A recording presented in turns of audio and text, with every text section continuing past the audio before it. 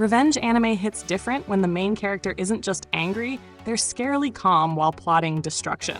Today, we're diving into 8 twisted revenge anime with overpowered leads who redefine the word vengeful. Number 8. Angels of Death, Satsuru Tenshi. Alright, let's kick things off with a creepy classic, Angels of Death. Picture this. A 13-year-old girl wakes up in a weird underground building with no memory, and her only ally is a guy with a scythe and issues. Serious, therapy-level issues. Rachel Gardner and Zach Foster form one of the most chaotic duos in anime history. She's all calm and blank-faced like an android running on sadness, and Zach's basically a walking serial killer energy drink. Together, they climb floors filled with psychopaths who each think they're the final boss in a psychological escape room. What makes Angels of Death twisted isn't just the gore or insanity, it's how Rachel's innocence masks something far darker. Like, girl, blink twice if you've made peace with the devil. This show isn't your typical revenge story. It's a revenge on life itself. The tension, the mind games, the emotional manipulation, it's pure chaos candy. Not the most action-packed, but the vibe? Hauntingly unforgettable. This is Emeverse anime. Watch this video to the end and hit that subscribe button now. Number 7. Blade and Soul. Sliding to number 7. Blade and Soul. Yeah, the one that tried to adapt an MMORPG and somehow gave us rage, redemption, and revenge served with fan service. Our main girl, Alka, is that silent badass archetype, emotionless, deadly, and gorgeous. She's on a blood-soaked quest to avenge her murdered master, but of course, the universe has other plans. Every time she takes one step toward revenge, some morally gray nonsense pulls her 2 steps back. The action? Crisp. The sword fights? Liquid gold. The fan service? Okay, maybe a little much, but it balances out with how ruthlessly efficient Alka is. She's the type to end someone's entire career, silently, then stare at the sunset like, was that too much? But here's the real kicker. Blade and Soul sneaks in surprisingly deep moments about morality, destiny, and what vengeance does to your soul. It's got that cool wallpaper anime vibe, but with layers if you pay attention. You'll stay for the fights, but end up thinking about what it really means to lose your humanity chasing revenge. Number 6. Revenge Classroom. Fukushu Hyoshitsu. Looking at number 6, Revenge Classroom. AKA, what if your whole class bullied you to death and you said, bet? Fukai-rin gets absolutely wrecked by her classmates. They bully her, humiliate her, and nearly kill her. But guess what? She doesn't die, she respawns with a vengeance. And she's not doing that edgy, I forgive you nonsense. Nope, she's out for blood. This series doesn't pull punches. Rin systematically takes down every bully one by one, mentally, socially, and sometimes physically. And you can't help but cheer her on while also whispering, girl, maybe therapy? It's twisted, it's cruel, and it's weirdly satisfying. The writing doesn't glorify revenge. It makes you feel how exhausting it is. Every victory she gets feels hollow, but you still want her to keep going.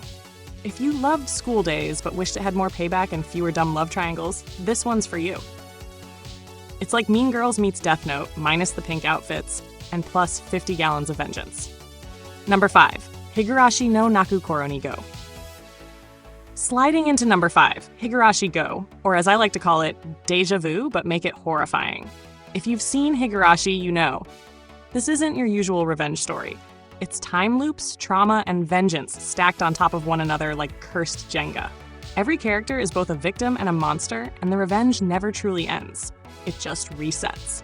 Our main girl, Rika, just wants peace, but life, or rather fate, says, nah, suffer again. Every time she thinks she's broken free, someone new loses their mind, picks up a knife, and the cycle begins anew.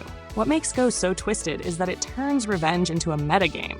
Characters remember fragments of past loops, their paranoia bleeds into new timelines, and everyone slowly realizes that peace might be impossible.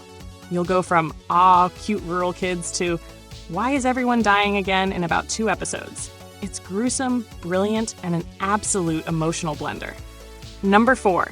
91 Days landing at number 4, 91 Days. A revenge story so smooth, it feels like sipping vintage whiskey while watching betrayal burn everything down. Set during the Prohibition era, this anime follows Angelo Lagusa, whose family gets wiped out by the mafia. Years later, he changes his name to Avilio Bruno and infiltrates the gang responsible to destroy them from the inside. This isn't over-the-top anime revenge. It's slow burn, calculated, and human. Avilio isn't some rage-fueled berserker. He's ice-cold logic in a tailored suit. Every episode feels like a chess match with guns. The writing? Immaculate. The atmosphere? 10/10 noir energy. And that ending? Let's just say it leaves your heart twisted like a corkscrew. It's not about who wins, it's about how revenge consumes everyone. If you love Attack on Titan's moral complexity or Death Parade's melancholy tone, 91 Days will hit you right in the soul. Also, side note, the jazz soundtrack? Criminally underrated. Number 3. Backstabbed in a Backwater dungeon, now number 3. Backstabbed in a Backwater dungeon. And trust me, this one? It'll mess with your head in the best way possible. Our boy Roust gets betrayed by his own party, thrown away like trash because he's weak. Classic mistake, right? Except, he's not weak. He's just been holding back. And once he snaps, oh, it's over for everyone. This anime takes the usual betrayed hero trope and cranks it to 11. Roust doesn't just want revenge, he becomes it. Every skill, every level up, every moment is driven by cold, calculated wrath. What's wild is how grounded it stays. Instead of turning him into a pure villain, the show explores that thin line between justice and obsession. Yeah, man, get them. But halfway through, you're also like, maybe chill? The action is brutal, the world building tight, and the moral tone deliciously gray. It's a dark fantasy that doesn't flinch, and by the finale, you'll be questioning if Roust's revenge is worth the price he's paying. Number 2, Ragna Crimson. Dropping into number 2, Ragna Crimson, aka what if killing dragons was a full-time emotional breakdown? Ragna starts out as a weak dragon hunter, totally overshadowed by his OP partner Leonica. But when tragedy strikes, he snaps. Like full shonen evolution via trauma. He gains insane powers through a mysterious deal with his future self. Yes, his future self. The result? A revenge rampage that feels biblical. Ragna's transformation from meek boy to dragon-slaying nightmare is so satisfying it should be illegal. He doesn't fight for glory, fame, or justice. He fights because everything that gave his life meaning got burned alive. The animation goes crazy during battles, pure visual carnage. The villains aren't one note either. They're intelligent, terrifying, and even sympathetic at times. What sets this apart is how it balances hopelessness and hope. Ragna's journey is dark, but his rage feels earned. This isn't edgy for the sake of edgy, it's revenge with heart. And yeah, Ragna might be overpowered, but it's the emotional power that truly hits hardest. Number 1, The Kingdoms of Ruin. Finally, number 1, The Kingdoms of Ruin.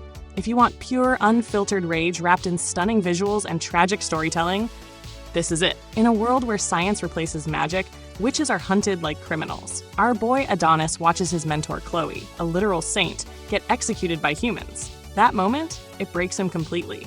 From then on, Adonis doesn't just want revenge on people, he wants revenge on humanity. Yeah, the whole species. And honestly, after what they did, you kinda get it. The series blends dark fantasy, dystopian sci-fi, and emotional destruction. Adonis is a walking apocalypse, intelligent, ruthless, and haunted. His powers are terrifying, but what's scarier is how justified he feels using them. This anime doesn't play around with morality. It's bloody, brutal, and beautiful. The animation slaps, the OST goes hard, and the story, chef-level storytelling.